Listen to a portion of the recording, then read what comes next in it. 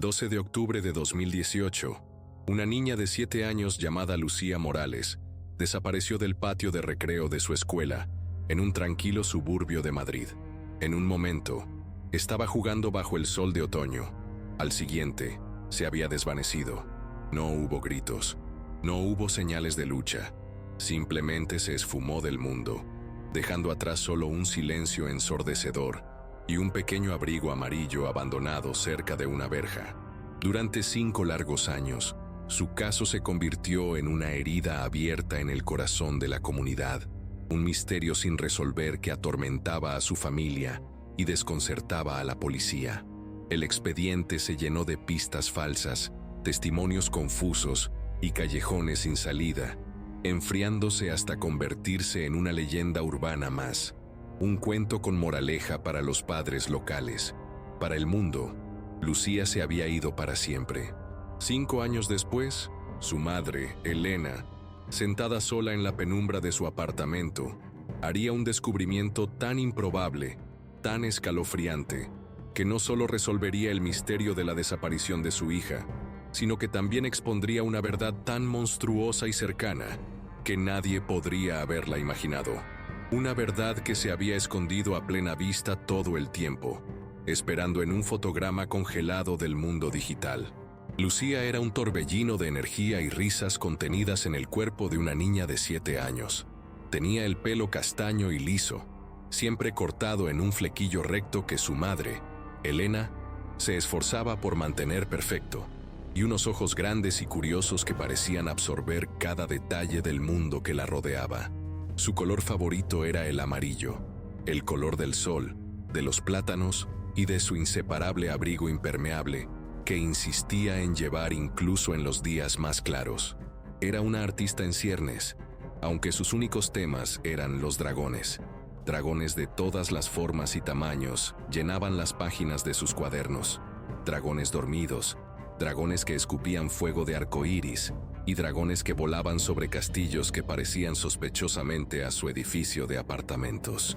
Elena, una diseñadora gráfica que trabajaba como autónoma desde casa, había fomentado esta pasión, enseñándole a dibujar las escamas de una manera muy particular, con pequeños semicírculos superpuestos que daban a las criaturas una textura única. Era su pequeño secreto artístico. La vida de Elena y Lucía era un universo compacto y autosuficiente. Como madre soltera, Elena había construido su mundo enteramente alrededor de su hija. Sus días estaban marcados por una rutina reconfortante, los paseos matutinos a la escuela de la mano, discutiendo qué tipo de dragón dibujaría Lucía ese día, los almuerzos en la pequeña cocina, donde Lucía insistía en que su sándwich de queso se cortara en forma de estrella, y las noches acurrucadas en el sofá, leyendo cuentos de aventuras hasta que los párpados de Lucía se volvían demasiado pesados. Su apartamento, aunque modesto, era un santuario de su amor. Las paredes estaban cubiertas con los dibujos de dragones de Lucía. En un rincón de la sala de estar vivía Chispas, un hámster regordete que era el confidente oficial de todos los secretos de Lucía. Elena vivía para esos momentos, para el sonido de los piececitos de Lucía corriendo por el pasillo, para las preguntas interminables sobre por qué el cielo era azul o si los hámsteres soñaban. Lo que estaba en juego para Elena no era una ambición profesional o una meta material.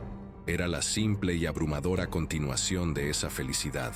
Era ver a Lucía crecer, celebrar su 8º cumpleaños, enseñarle a montar en bicicleta sin ruedines, y un día, ver los dragones que dibujaba volverse aún más magníficos.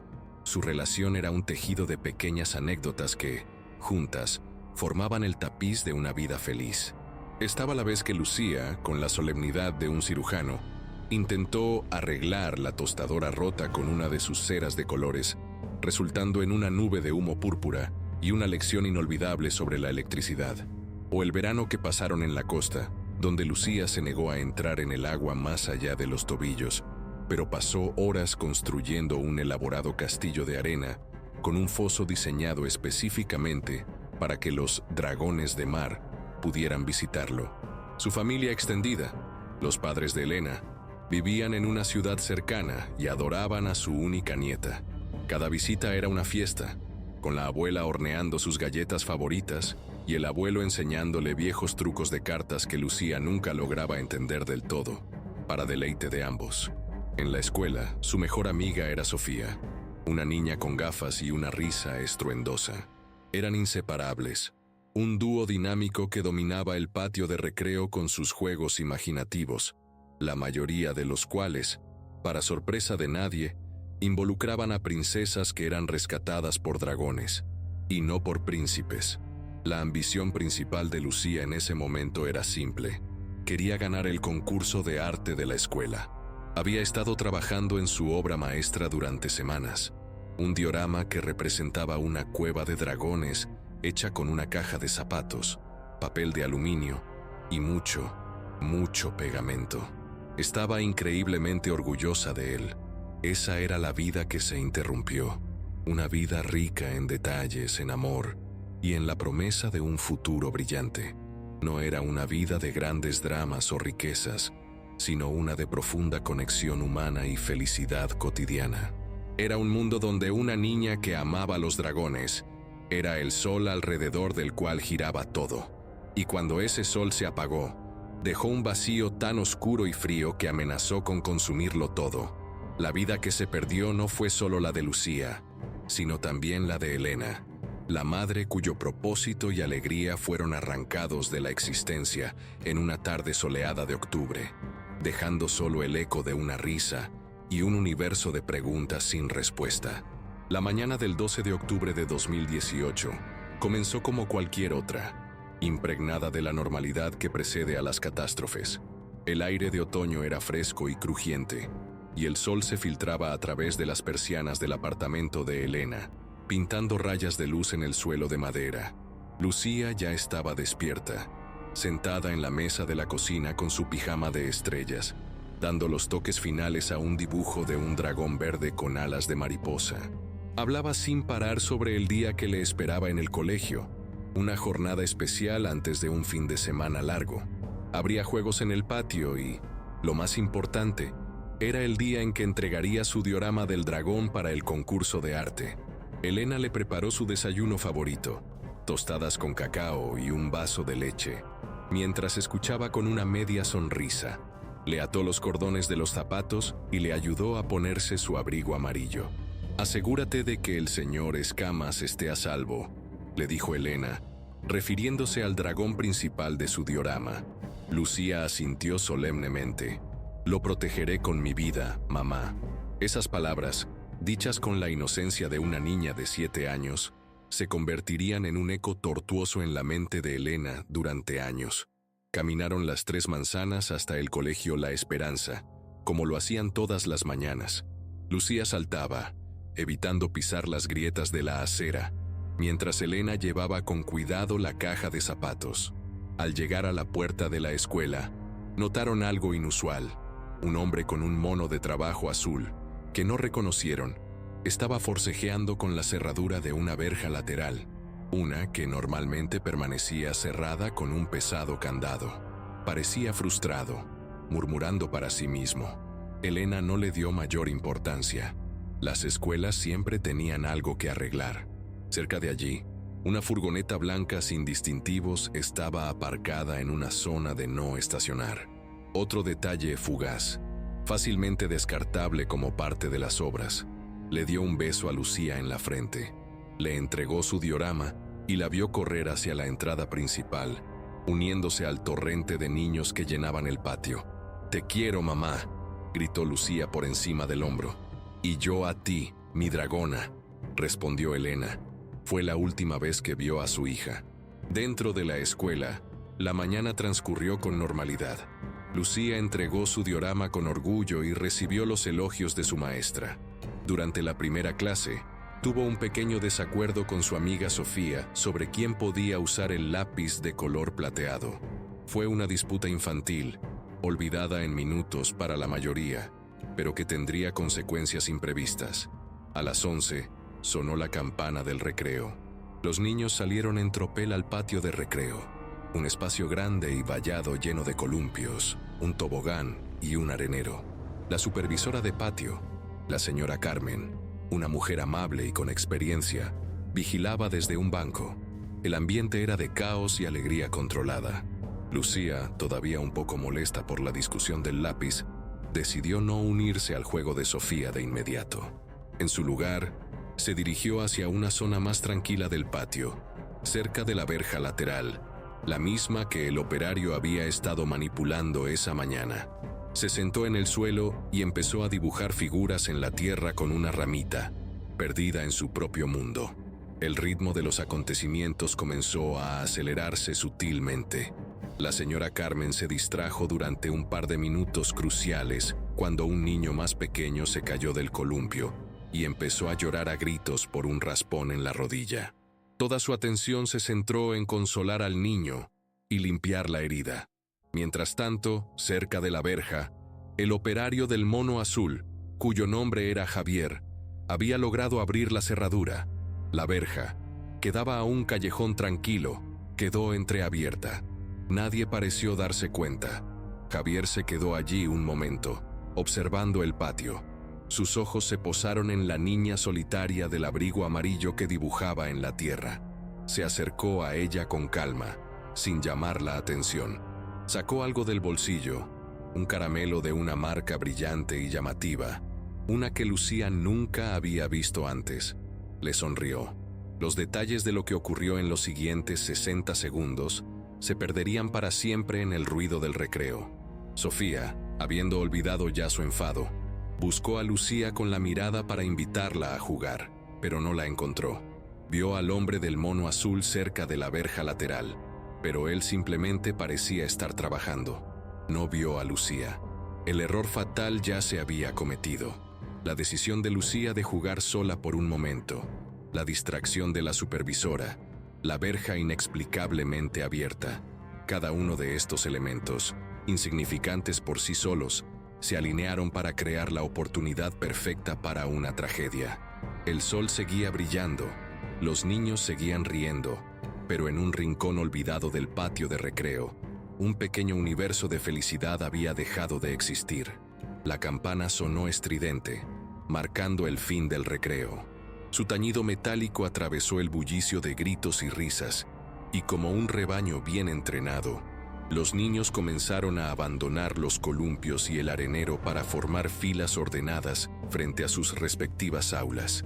La señora Carmen, tras colocar una tirita en la rodilla del niño que lloraba, se levantó de su banco y comenzó su recuento mental habitual, un ritual que había realizado miles de veces. 1, 2, 3. Su dedo seguía el ritmo de las cabezas infantiles. 23, 24. Hizo una pausa y volvió a contar. 24. Faltaba 1. Su clase era de 25. Un escalofrío inicial, una punzada de inquietud, le recorrió la espalda. ¿Alguien ha visto a Lucía Morales?, preguntó a la fila de segundo grado, su voz todavía calmada. Los niños se encogieron de hombros. Sofía, su mejor amiga, frunció el ceño. Estaba enfadada conmigo, dijo en voz baja. Se fue a jugar sola. La calma de la señora Carmen comenzó a resquebrajarse, reemplazada por una creciente ola de pánico. Rápidamente escaneó el patio. Estaba vacío, salvo por los juguetes abandonados y las hojas de otoño. «¡Lucía!», gritó, su voz ahora teñida de urgencia. «¡Lucía!». El silencio fue su única respuesta. La confusión inicial se transformó en un pánico en toda regla. La señora Carmen corrió hacia la oficina del director, con el corazón martilleándole en el pecho. En cuestión de minutos, el personal de la escuela se movilizó, buscando frenéticamente en las aulas, los baños, la biblioteca, el gimnasio. Cada rincón vacío aumentaba el terror. Fue el conserje quien hizo el primer y único descubrimiento. Cerca de la verja lateral, esa que daba al callejón, yacía el pequeño abrigo amarillo de Lucía, tirado en el suelo como una piel mudada. La verja estaba ligeramente entreabierta, lo suficiente para que una niña pequeña pudiera pasar. No había huellas claras, ni señales de forcejeo, pero junto al abrigo, medio oculto bajo una hoja, había un envoltorio de caramelo de colores vivos, de una marca extranjera barata que nadie reconoció. Un objeto extraño, fuera de lugar, que parecía gritar en silencio. El director de la escuela, el señor Morales, un hombre de aspecto severo y preocupado por la reputación de su institución, hizo la llamada a Elena. Las palabras que salieron de su boca fueron una pesadilla hecha realidad. Señora, soy el director Morales. Le pido que mantenga la calma, pero no encontramos a Lucía. Para Elena, el mundo se detuvo. El teléfono se le resbaló de la mano. Un zumbido llenó sus oídos. Corrió las 3 manzanas hasta la escuela, una carrera borrosa impulsada por la adrenalina y el terror más primitivo. Cuando llegó, la escena era de caos contenido. Varios coches de policía ya estaban aparcados en la entrada. Vio el abrigo amarillo de su hija en una bolsa de pruebas, y un grito ahogado se le escapó de la garganta. La policía comenzó a interrogar a los testigos, pero la información era fragmentaria y contradictoria.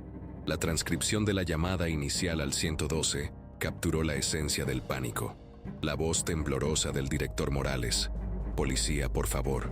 Una niña ha desaparecido del patio de recreo. Se llama Lucía Morales. Tiene 7 años. No sabemos cómo. Simplemente no está». Los agentes entrevistaron a una llorosa Sofía, quien entre sollozos relató su trivial discusión sobre el lápiz, carcomida por una culpa que ninguna niña debería sentir. La señora Carmen, pálida y temblorosa, describió cómo se había distraído con el niño herido. «Fueron solo 2 minutos. Juro que no fueron más de 2 minutos», repetía una y otra vez, con la mirada perdida. Otros niños ofrecieron recuerdos confusos y poco fiables. Algunos recordaban haber visto a un hombre con un mono de trabajo cerca de la verja. Era alto, bajo, tenía barba. Las descripciones variaban con cada niño. La furgoneta blanca fue mencionada por un par de padres que dejaban a sus hijos, pero nadie había anotado la matrícula. Era solo una furgoneta blanca, una entre miles en la ciudad. La escena de la desaparición era inquietantemente limpia. El abrigo, el envoltorio del caramelo, la verja entreabierta, eran pistas mudas, fragmentos de una historia que nadie podía leer. La incredulidad inicial de Elena se solidificó en un horror helado. Su hija no se había perdido, no se había escapado. Alguien se la había llevado. El patio de recreo, un lugar que simbolizaba la seguridad y la inocencia, se había transformado en la escena de un crimen imposible, un vacío donde un momento antes había estado el centro de su universo. La desaparición de Lucía Morales desencadenó una de las operaciones de búsqueda más masivas que la región había visto en años. Durante los primeros días, la esperanza era una corriente eléctrica que movilizaba a cientos de personas. La policía estableció un perímetro de varios kilómetros alrededor del colegio La Esperanza. Helicópteros con cámaras térmicas sobrevolaban la zona día y noche, su zumbido constante un lúgubre recordatorio de la urgencia. Equipos de búsqueda a pie, compuestos por agentes y voluntarios, peinaban cada parque, cada solar abandonado, cada edificio en construcción. Los perros de rastreo fueron llevados a la escena, olfatearon el abrigo amarillo de Lucía con avidez, siguieron un rastro errático durante 2 manzanas y luego se detuvieron en seco en una esquina concurrida, ladrando confundidos. El rastro se había enfriado en el asfalto, un indicio casi seguro de que Lucía había sido subida a un vehículo. La investigación oficial, dirigida por el inspector jefe Damián Vega, un veterano a punto de jubilarse con una visión del mundo forjada en décadas de crímenes más sencillos, comenzó a tropezar casi de inmediato. Vega se aferró a las 2 teorías más probables según el manual. O Lucía se había desorientado y estaba escondida en algún lugar, asustada, o se trataba de una disputa por la custodia. Descartó rápidamente la primera cuando las horas se convirtieron en días sin rastro de ella. Se centró en la segunda. A pesar de las frenéticas negaciones de Elena, el padre de Lucía no había estado en sus vidas durante años. Vivía en otra comunidad autónoma y, como se demostró rápidamente, tenía una coartada sólida como una roca. Este enfoque inicial desvió recursos y tiempo valiosos.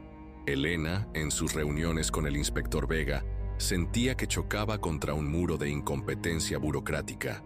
Le suplicó que investigara más a fondo al personal de la escuela, que se centrara en el misterioso operario y la verja abierta. Alguien de dentro facilitó esto, insistía, con la voz rota por la desesperación. Pero Vega, con una condescendencia apenas disimulada, le decía que dejara el trabajo policial a los profesionales. La investigación se vio aún más obstaculizada por la desinformación deliberada. El director de la escuela, el señor Morales, fue interrogado. Preocupado por un posible escándalo de negligencia que mancharía la reputación de su prestigiosa institución, mintió. Afirmó que la verja lateral había sido forzada, que la cerradura estaba rota, sugiriendo un acto de vandalismo aleatorio en lugar de un fallo de seguridad interno. Esta mentira calculada envió a la policía por un camino completamente equivocado, buscando a vándalos o a un depredador oportunista que habría tenido que romper una cerradura, en lugar de a alguien que simplemente la abrió. El operario temporal, Javier, fue localizado e interrogado. Presentó una coartada aparentemente sólida. En el momento de la desaparición, estaba reparando una tubería rota en el sótano del gimnasio.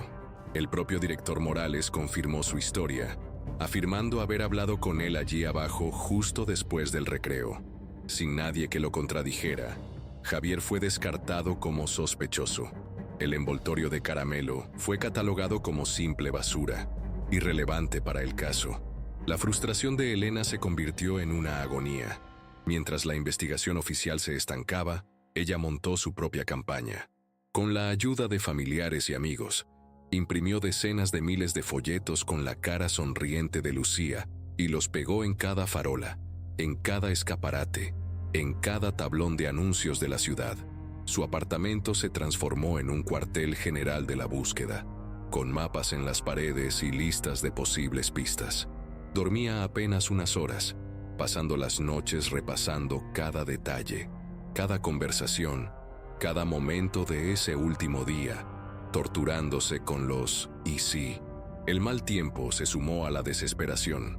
Una semana después de la desaparición, una tormenta torrencial azotó la ciudad, borrando cualquier posible rastro que pudiera haber quedado al aire libre. La lluvia parecía un acto cruel del destino, lavando las últimas esperanzas de encontrar una pista física. La búsqueda oficial comenzó a reducirse. Los helicópteros desaparecieron del cielo. Los equipos de voluntarios volvieron a sus vidas. El inspector Vega, enfrentado a un caso sin cuerpo, sin petición de rescate y sin sospechosos claros, lo archivó extraoficialmente como un secuestro por un desconocido, uno de esos casos estadísticamente imposibles de resolver. Las metodologías de búsqueda habían fracasado una por una. El peinado de la zona no dio resultados. La investigación de antecedentes de delincuentes sexuales conocidos no arrojó ninguna coincidencia. Los controles de carretera no detuvieron a ningún vehículo sospechoso. La investigación se desmoronó por una combinación de mala dirección, mentiras deliberadas y una falta casi sobrenatural de pruebas. Para Elena, el fracaso no era una estadística, era una traición. La misma institución a la que había confiado a su hija cada mañana parecía haber conspirado, consciente o inconscientemente, para ocultar la verdad. Y la policía, el sistema diseñado para proteger y servir, la había defraudado, dejándola sola en un océano de dolor y silencio. Los días se convirtieron en semanas, las semanas en meses y los meses en años. El caso de Lucía Morales se enfrió, cubriéndose con el polvo del tiempo y la indiferencia pública. El frenesí mediático inicial se desvaneció, reemplazado por otras tragedias, otras noticias de última hora. El nombre de Lucía dejó de aparecer en los titulares y pasó a ser un susurro, una mención ocasional en los aniversarios de su desaparición. Para el mundo exterior, el misterio se convirtió en un hecho aceptado, una de esas historias trágicas sin final. Pero para Elena, el tiempo no pasó. Se quedó congelado en esa tarde de octubre. Su vida, antes vibrante y llena de propósito, se redujo a una única y obsesiva misión: encontrar a Lucía. Dejó su trabajo de diseño gráfico. Los colores y las formas habían perdido todo su significado. Su apartamento, antes un hogar cálido, se transformó en una tumba viviente, un archivo del dolor. La habitación de Lucía permaneció intacta, como si su dueña fuera a regresar en cualquier momento. La cama estaba hecha, sus juguetes seguían en las estanterías y sus dibujos de dragones todavía adornaban las paredes, ahora como reliquias de una vida robada. Elena pasaba horas allí dentro, tocando sus cosas, respirando el aire estancado, intentando sentir su presencia. El costo emocional fue inmenso. La esperanza, antes un fuego furioso, se redujo a una brasa parpadeante en un mar de desesperación. El dolor crónico se instaló en sus huesos, un compañero constante que le robaba el sueño y el apetito. Las relaciones con su familia y amigos se volvieron tensas. Al principio, la apoyaron incondicionalmente, pero a medida que pasaban los años, su incapacidad para seguir adelante, su negativa a aceptar la pérdida, se convirtió en una carga. Las conversaciones se volvieron forzadas. ¿Has pensado en volver a trabajar?, le preguntaban con delicadeza. Quizás deberías ver a alguien. No entendían que para ella, seguir adelante era como traicionar a Lucía. Era admitir la derrota. Así que se aisló, encontrando más consuelo en la compañía de sus mapas y sus teorías que en la compasión de quienes la querían. En la comunidad, la historia de Lucía se arraigó en el folclore local. Se convirtió en la niña del patio, una figura fantasmal utilizada por los padres para asustar a sus hijos y que no se alejaran. No te vayas muy lejos, o te pasará lo que a la niña del abrigo amarillo. El colegio La Esperanza, en un intento por distanciarse de la tragedia, instaló un nuevo y formidable sistema de seguridad. Altas vallas de metal, cámaras de vigilancia en cada esquina y un estricto protocolo de entrada y salida. La escuela, antes un lugar de aprendizaje y alegría, se convirtió en una fortaleza, un monumento perpetuo al miedo y a la niña que se perdió dentro de sus muros supuestamente seguros. El abrigo amarillo de Lucía, cuya imagen se había difundido por todas partes, se convirtió en un símbolo sombrío de la inocencia perdida. Cada vez que Elena veía a una niña con un abrigo de ese color, su corazón se detenía por un instante, una mezcla de esperanza irracional y dolor punzante. El misterio persistente tuvo efectos dominó que se extendieron a lo largo del tiempo. El inspector Vega se jubiló un año después de la desaparición, con el caso sin resolver como una mancha en su historial. La señora Carmen, la supervisora del patio, pidió el traslado a otra escuela, incapaz de soportar la visión diaria del lugar donde había perdido de vista a Lucía. Sofía, su mejor amiga, creció con una sombra de culpa que afectó su infancia. El director Morales se retiró anticipadamente 2 años después del incidente, citando problemas de salud, y se mudó de la ciudad, desapareciendo discretamente de la vida pública. El caso de Lucía Morales se convirtió en un hito de la desesperanza, un ejemplo de cómo una persona puede simplemente desaparecer, dejando un agujero en el tejido de la realidad. Demostró la fragilidad de la vida y la impotencia de la sociedad frente a un mal silencioso y eficiente. Durante 5 años el silencio fue la única respuesta. 5 años de aniversarios dolorosos, de cumpleaños sin celebración, de navidades vacías. Para Elena, cada día era una repetición del anterior, una vigilia solitaria en un mundo que había seguido adelante. La esperanza era una locura, pero era lo único que le quedaba. Pasaron 5 años. El mundo había cambiado, pero el apartamento de Elena seguía siendo un santuario congelado en 2018.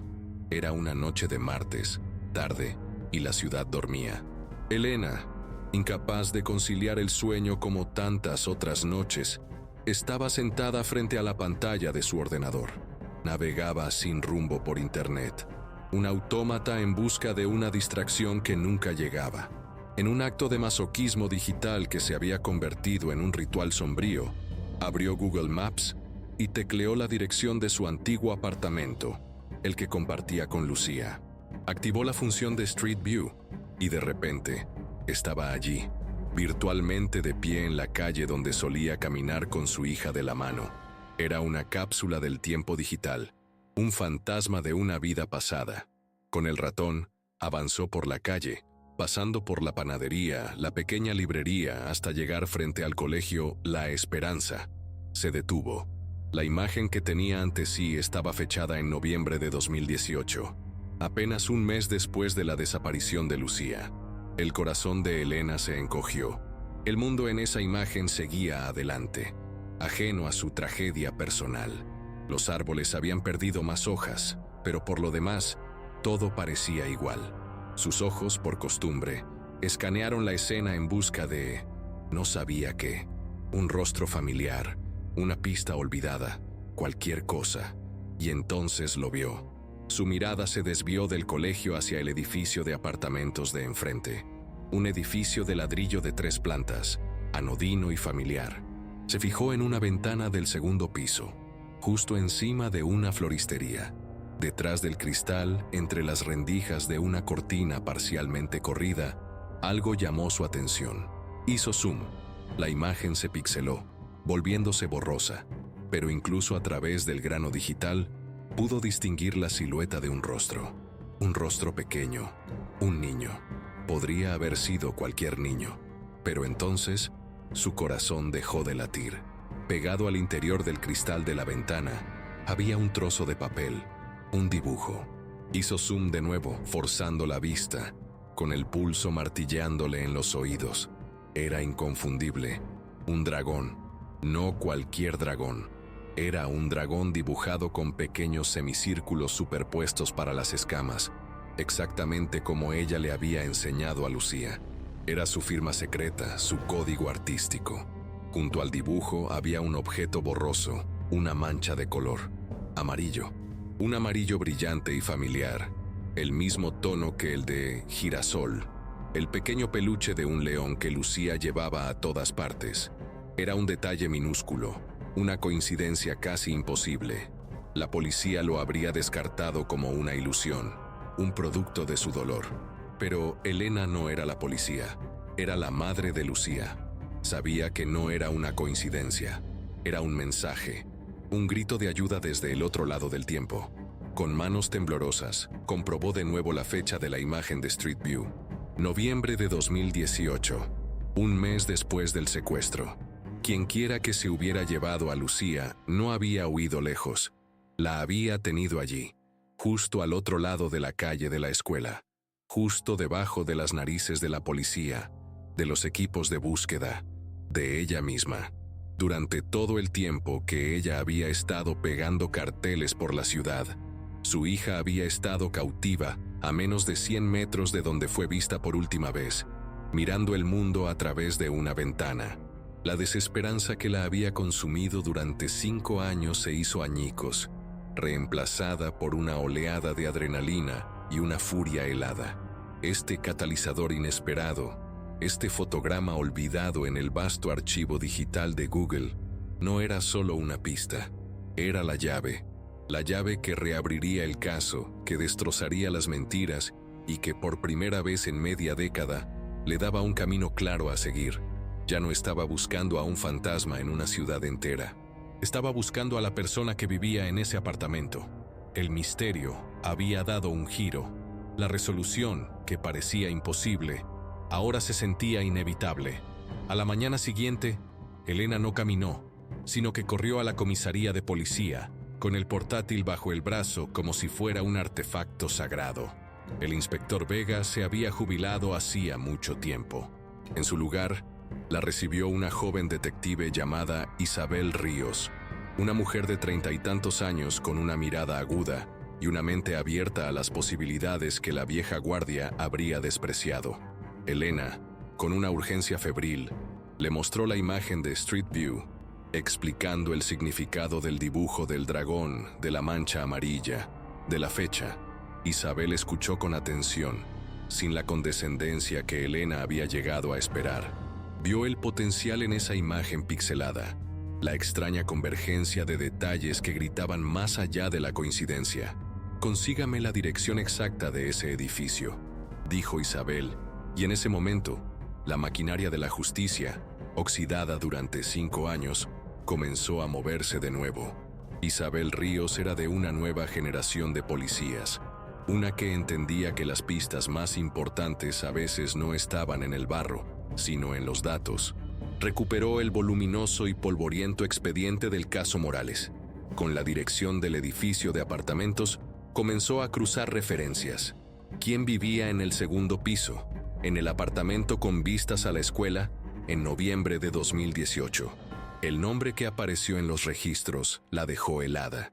El inquilino era el señor Morales, el antiguo director del colegio La Esperanza, el mismo hombre cuya versión de los hechos había desviado la investigación original, el mismo hombre que había insistido en que la verja había sido forzada. Isabel revisó sus declaraciones originales. Morales había afirmado que el día de la desaparición de Lucía y durante la semana siguiente, su esposa y él estaban fuera de la ciudad visitando a un familiar enfermo y que él solo había vuelto para gestionar la crisis en la escuela. Pero la imagen de Street View, fechada un mes después, mostraba a un niño en la ventana de su apartamento, y los Morales no tenían hijos. La sospecha se convirtió en una certeza en la mente de Isabel. Esto no era un cabo suelto, era el hilo del que tirar para deshacer toda la trama. Una investigación más profunda sobre Morales reveló que se había jubilado abruptamente un año después de la desaparición de Lucía, vendiendo su apartamento y mudándose a un pequeño y aislado pueblo en las montañas del norte de España. Isabel ordenó un análisis financiero de sus cuentas bancarias de la época. Allí encontraron otra pieza del rompecabezas, una serie de pagos regulares y sustanciales que comenzaron un mes antes de la desaparición de Lucía a una empresa fantasma. Con un poco más de trabajo de investigación digital, rastrearon al propietario de esa empresa. El nombre era Javier Gómez, el mismo Javier que había sido el operario de mantenimiento temporal en la escuela, el hombre del mono azul, el hombre con la coartada perfecta, proporcionada por el propio director Morales. La conspiración se estaba revelando en todo su horrible esplendor. Isabel no perdió el tiempo. Reunió a un pequeño equipo táctico.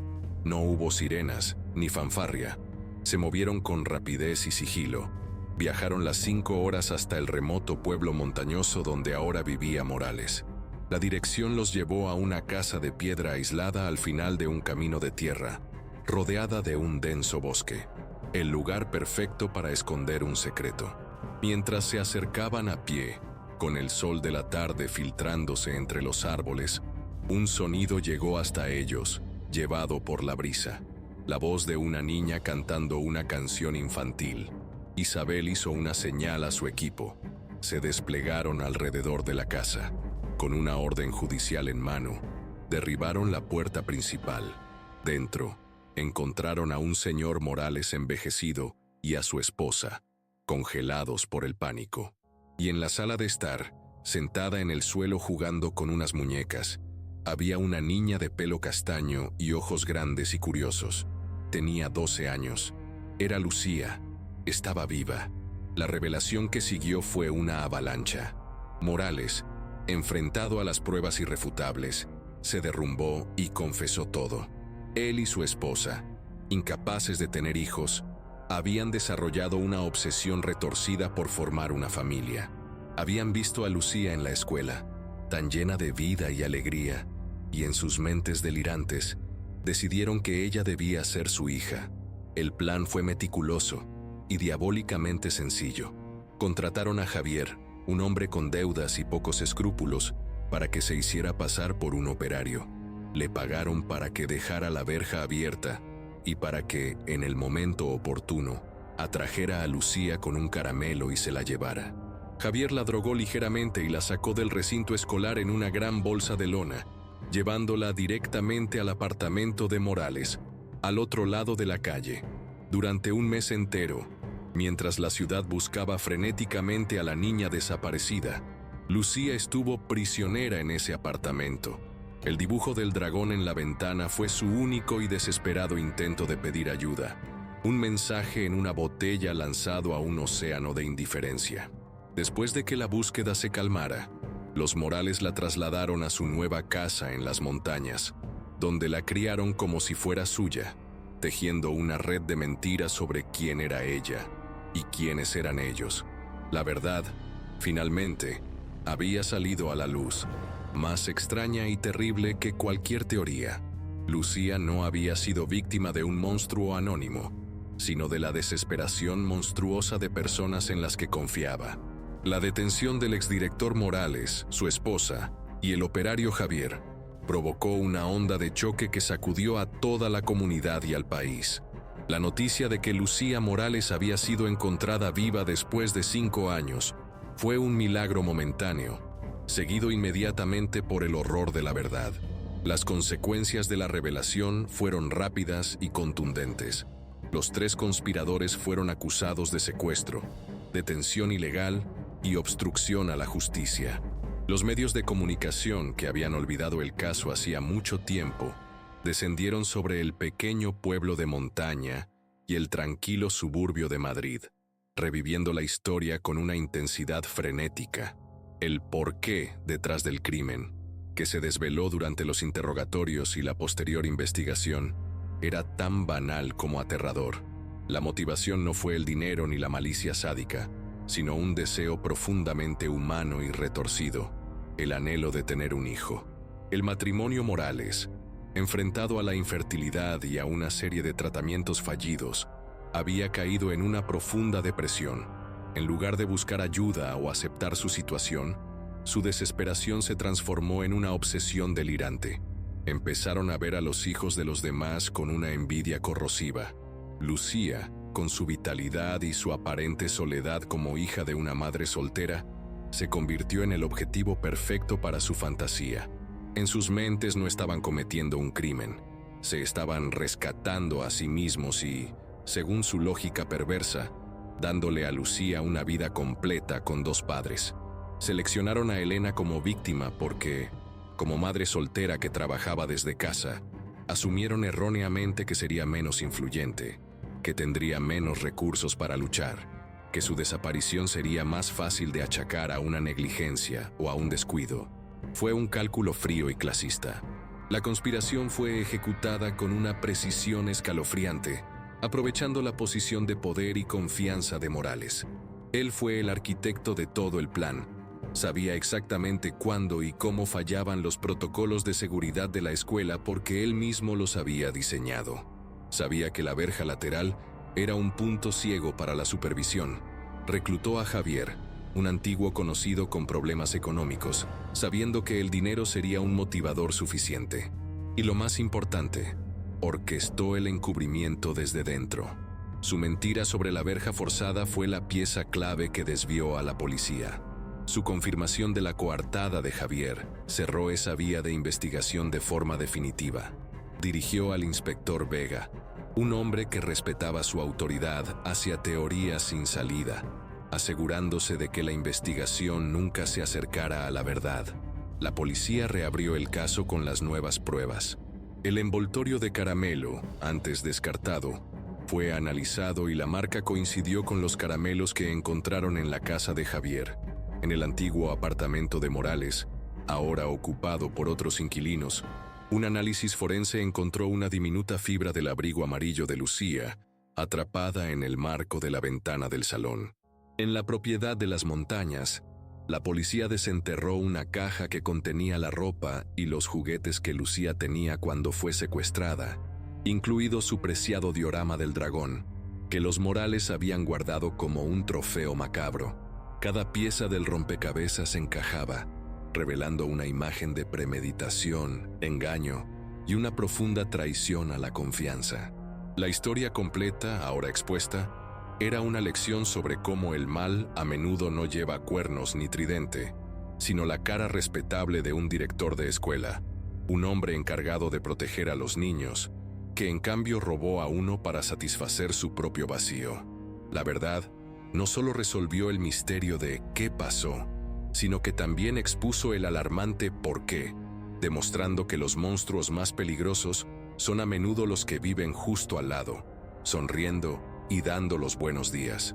El momento de la reunión fue el epicentro emocional de toda la historia. pero no se pareció en nada a la escena de una película. Cuando Elena entró en la habitación de la comisaría donde esperaba Lucía, no hubo una carrera a cámara lenta ni un abrazo instantáneo. En su lugar, se encontró con la mirada de una extraña de 12 años con los ojos de su hija, Lucía, que solo tenía vagos y confusos recuerdos de su vida anterior. La miró con miedo y desconfianza. Para ella, Elena era una desconocida que la había separado de las únicas personas que conocía como sus padres. «Quiero irme a casa», dijo Lucía en voz baja, y el corazón de Elena se rompió por segunda vez. El alivio de encontrar a su hija viva era una ola inmensa, pero chocaba violentamente contra el dolor de todo lo perdido. Los 5 años robados no eran solo tiempo, eran hitos, recuerdos, el tejido mismo de la infancia. Elena había perdido el primer diente de leche caído, las fiestas de cumpleaños, las pesadillas consoladas a medianoche y las miles de conversaciones triviales que construyen una relación. Ahora, se enfrentaba a la monumental tarea de reconstruir un vínculo que había sido borrado por la fuerza. La resolución del caso fue el comienzo de un viaje diferente y quizás más difícil, el de la curación. Los primeros días fueron una danza delicada y dolorosa. Elena llevó a Lucía de vuelta a su antiguo apartamento, a la habitación que había permanecido intacta durante 5 años. Lucía la miraba con una curiosidad distante, como si visitara un museo de la vida de otra persona. Tocó los dibujos de dragones en la pared, pero no pareció reconocer su propia obra. Vio la jaula vacía del hámster Chispas, que había muerto de viejo hacía mucho tiempo, y no mostró ninguna emoción.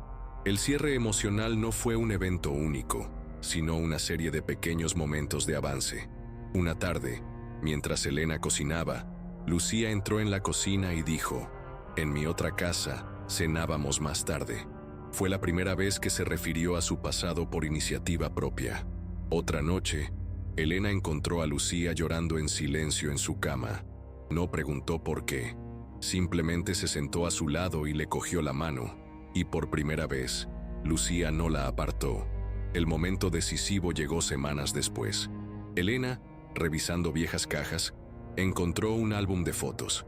Se sentó con Lucía en el sofá y empezó a pasar las páginas, contándole historias de la niña sonriente de las fotos.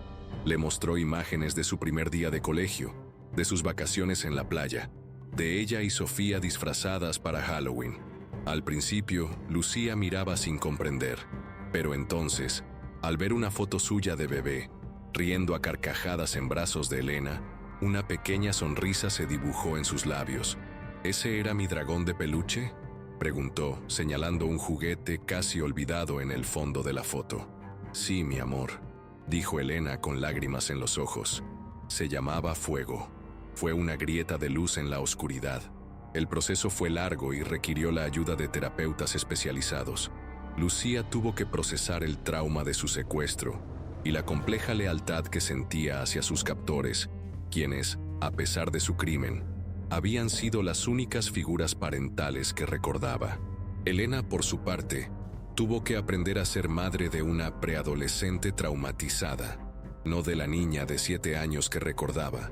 Tuvo que lidiar con la mezcla de una alegría abrumadora y un profundo duelo por los años que nunca podría recuperar. El alivio estaba irrevocablemente teñido de tristeza, pero bajo todo ello, había un hilo de conexión inquebrantable, el amor de una madre que había movido el mundo digital para encontrar a su hija, y que ahora, con una paciencia infinita, estaba dispuesta a reconstruir su pequeño universo, pieza por pieza. La historia de Lucía y Elena, aunque profundamente personal, resonó mucho más allá de sus vidas individuales. Se convirtió en una parábola moderna con lecciones sombrías y a la vez esperanzadoras para toda la sociedad. El caso expuso una verdad incómoda.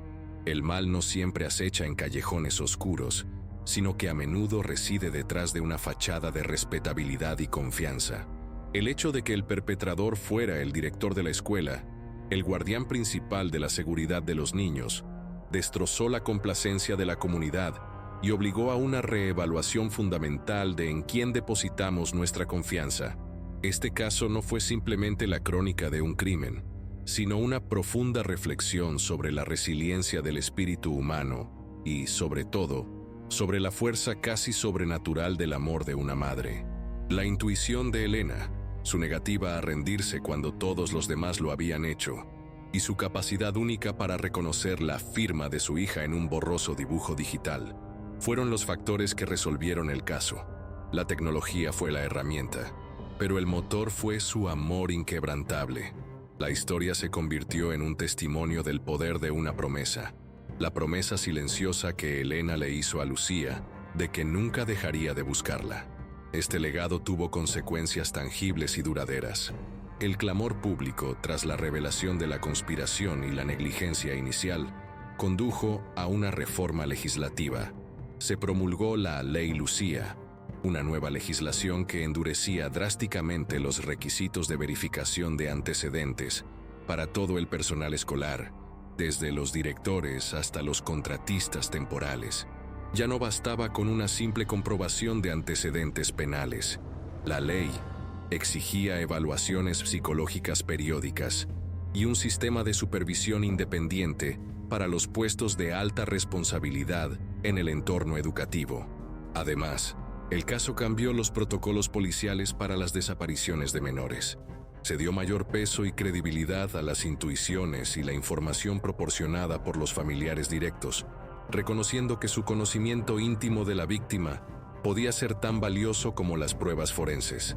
El fracaso inicial de la investigación del inspector Vega se convirtió en un caso de estudio en las academias de policía sobre los peligros del sesgo de confirmación y la importancia de investigar todas las vías, especialmente las que apuntan a fallos institucionales internos. A nivel comunitario, el legado fue de una mayor vigilancia, pero también de una renovada apreciación por los lazos que nos unen. Los padres empezaron a hablar más con sus hijos, a conocer a sus amigos, a prestar atención a los pequeños detalles. La historia de Lucía sirvió como un recordatorio brutal de la fragilidad de la inocencia, pero la historia de Elena sirvió como un faro de la fuerza del amor. Al final, el legado de esta terrible experiencia no fue solo de miedo y desconfianza, sino también de compasión y conexión. Demostró que incluso en la oscuridad más profunda, la determinación de una sola persona puede encender una luz lo suficientemente brillante como para guiar a un ser querido de vuelta a casa. Durante 5 años, Lucía fue un fantasma, una historia contada para asustar a los niños y un expediente frío en un archivador olvidado. Pero para su madre, nunca dejó de ser real, una presencia constante en un mundo que insistía en su ausencia. Fue una madre que se negó a dejar que el recuerdo de su hija se desvaneciera, una madre que escaneó el mundo, píxel por píxel, hasta que un simple dibujo de un dragón en una ventana anónima le devolvió la vida que le habían robado. Este caso nos recuerda que a veces, la verdad más aterradora se esconde a plena vista. Si esta historia te ha impactado, por favor, muestra tu apoyo a la narración de estos importantes relatos.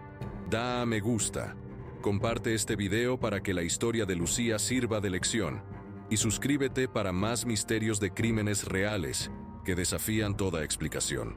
Y ahora queremos saber de ti, de tu perspectiva. Dinos en los comentarios, ¿qué crees que es más escalofriante?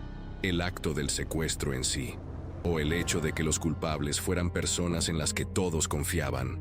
Esperamos leer tus reflexiones.